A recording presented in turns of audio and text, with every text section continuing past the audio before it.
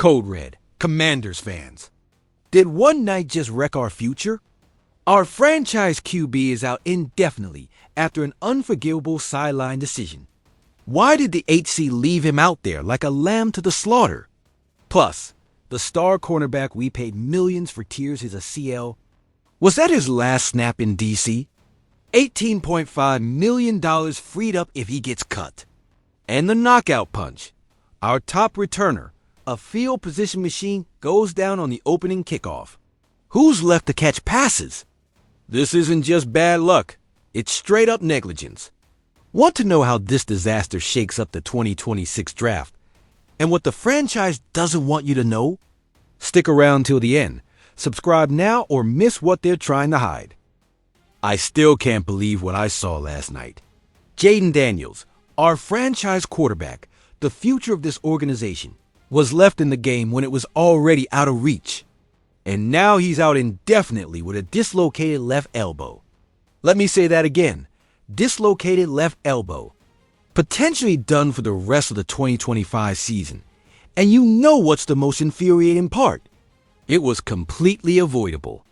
The Seahawks were steamrolling us. The O-line had completely folded.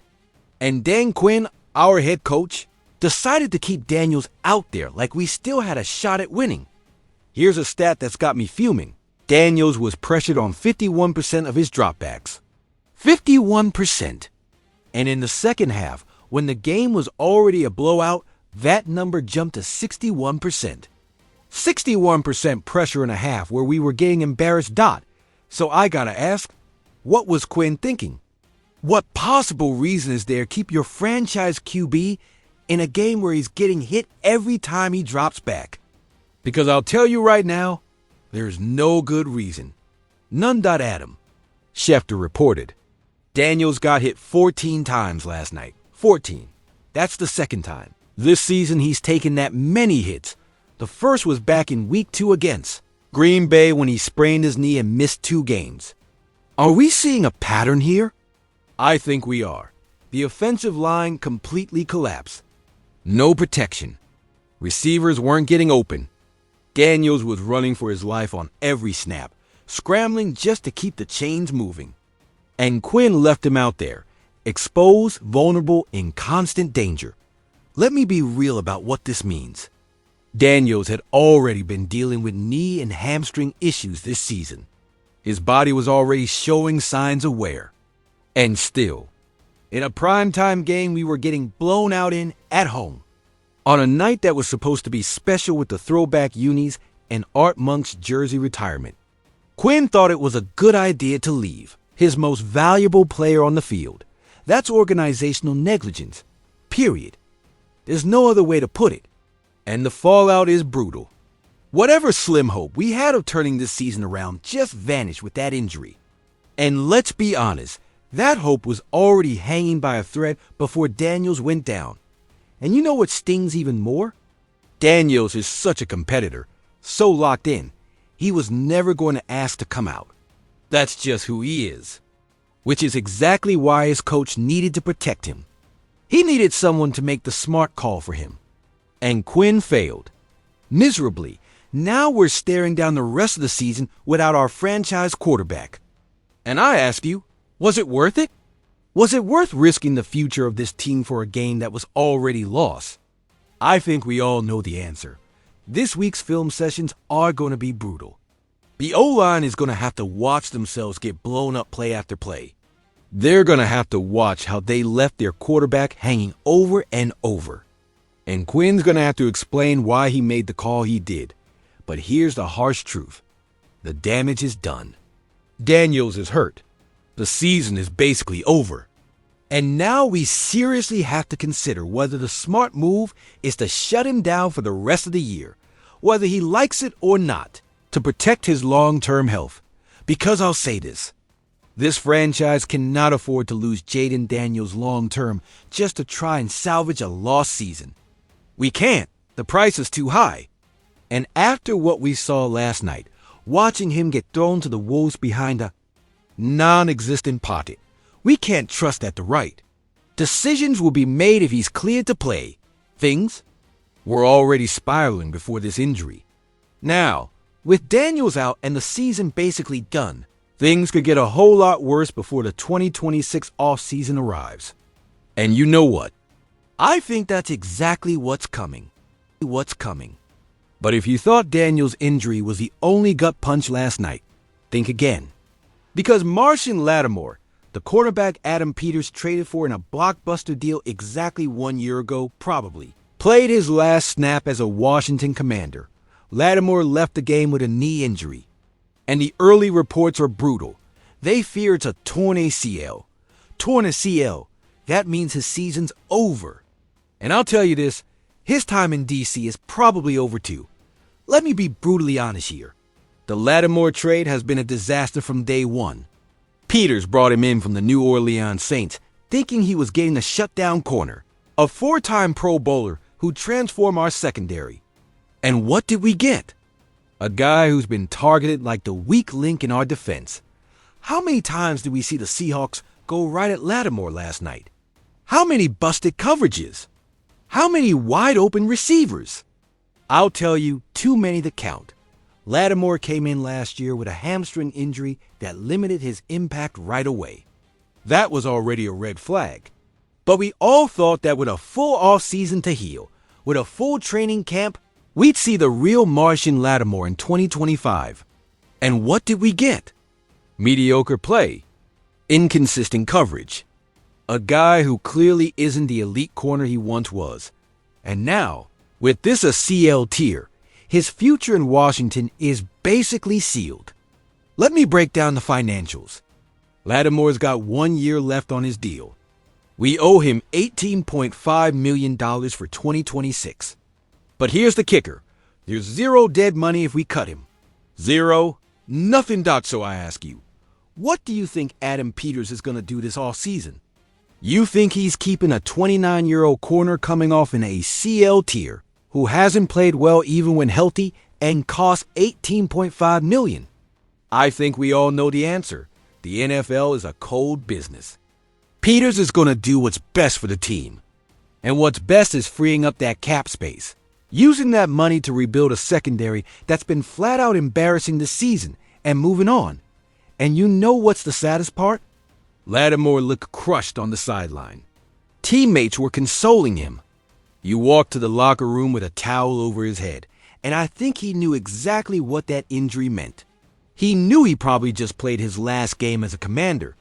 Now let's talk about what this means for our defense. Our secondary was already a mess before losing Lattimore. It was supposed to be a strength this year. And what has it been? The exact opposite. A glaring weakness that's been exposed week after week. And now, without Lattimore, we're looking at a cornerback group that includes Trey Amos, Mike Sanristo, Jonathan Jones, Noah Igbinoghene, and Antonio Hamilton Sr. With all due respect, that's not exactly a star-studded lineup. And it's not like our safeties are good enough to cover those holes either. Joe Witt Jr., our defensive coordinator, is going to have to pull off a miracle with what's left. And I'll tell you this, it's going to be rough.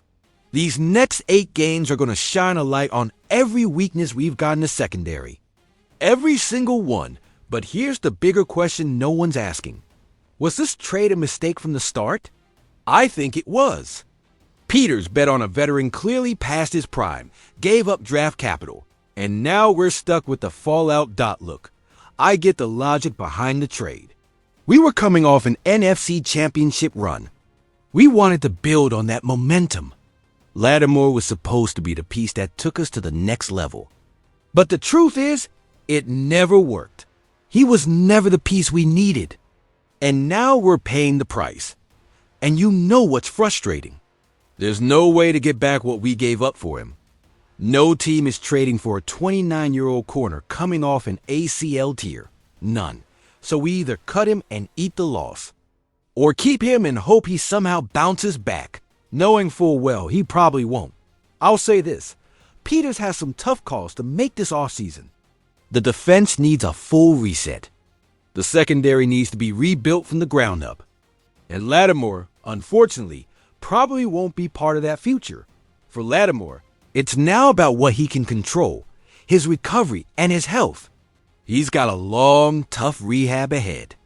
And while CL injuries aren't career enders like they used to be, they're still serious. Especially for a cornerback who relies on speed and agility. And you know what's the most frustrating part? This injury just makes it even more likely he gets cut in the spring. Even if he hadn't gotten hurt, I think there was a good chance he wouldn't be here in 2026. Now, that chance is basically 100% dot. So yeah, I think we saw Martian Lattimore's last snap in a Commander's uniform last night. And that's sad. Not because he was great here. He wasn't. It's sad because it's another failed bet. Another trade that didn't work out. Another piece that was supposed to help us compete, but ended up being part of the problem. And if you thought we were done with the bad news, think again. Because Luke McCaffrey, our third-year receiver and returner, also went down last night. And he's done for the season too. McCaffrey got hurt on the opening kickoff. We hadn't even run a single offensive play, and we already lost a key contributor. He landed awkwardly on his left side, and now we know the diagnosis. Broken collarbone. Out for the rest of the year. Let me explain why this is a bigger deal than people realize. McCaffrey was just starting to carve out a role in this offense and on special teams. He was second in the entire league in kickoff return yards with 769. Second in the NFL, and he was averaging 18.5 yards per catch. Second on the team, the Commanders turned to McCaffrey after injuries to Terry McLaurin and Noah Brown, and he was showing real promise, making tough catches, proving he could be a reliable piece in this offense. And now, it's over. Season done. I gotta ask, how many more injuries can this team take? Because I'll tell you this, we're at the breaking point. McLaurin's gonna miss multiple games. Brown's banged up. Now McCaffrey's out for the year. And Deebo Samuel, one of our few bright spots, isn't even under contract for next season. Our receiver room is wrecked. Completely wrecked. And yeah, the team added Treylon Burks and hopes to get something out of him. But let's be real. We need major changes at that position. Big ones. But here's the part that really stings about losing McCaffrey. His biggest impact was on special teams. Those 769 return yards aren't just a nice stat. They mean field position. They mean momentum. They mean starting a drive at your 35 or 40 instead of your 20-5. And now, without McCaffrey, we've got to find someone else who can do that job. Someone who can give this offense the field position it needs to function. And I'll tell you this, it's not going to be easy to replace what McCaffrey was doing. Let me be clear. McCaffrey should be part of this offense next season. When he's healthy, when he's fully recovered from this collarbone injury, he needs to be on the roster. He's shown enough potential, enough skill, to earn a role in 2026. But that doesn't change the fact that his absence for the rest of 2025 is a big blow. Especially with all the other injuries we're dealing with. Especially with how bad this season already looks. And you know what really bugs me about this injury? The way it happened. On the opening kickoff, before the game even really started. It's like the universe was telling us from the jump this was going to be a nightmare night. And man, it was. Now let's talk about what this means for the rest of the season. With McLaurin out, Brown hurt, and McCaffrey on IR, our receiver group is in crisis. And that's putting it nicely. The truth is, we're in a desperate spot. I gotta ask, who's gonna make plays in the passing game? Who's gonna be reliable on third down? Who's gonna stretch the field? Because I'll be honest, I don't have a good answer. And that's scary. The defense is a whole other mess. We already talked about that with Lattimore. But the injuries on offense, combined with the injuries on defense, paint a clear picture. This season is lost. Completely lost. And McCaffrey, who should be developing, gaining valuable reps, building chemistry with Daniels, who's also hurt, now has to focus on rehabbing a broken collarbone. He's got to go through recovery. He's got to wait until 2026 to keep growing. That's not fair to him. It's not fair to the team. But that's the NFL. Injuries happen. And this year, they've hit us harder than almost any other team in the league. Let me say this about Luke McCaffrey. He's got a future in this league. At 24 years old, he's got time to grow, to develop, to become a real contributor. But he's got to stay healthy. He needs a full offseason. He needs a full training camp. And he needs a season where he's not constantly battling injuries. Will he get that in 2026? I hope so, because this team desperately needs young players who can step up. We need guys who can grow with Daniels, who can be part of this franchise's core going forward.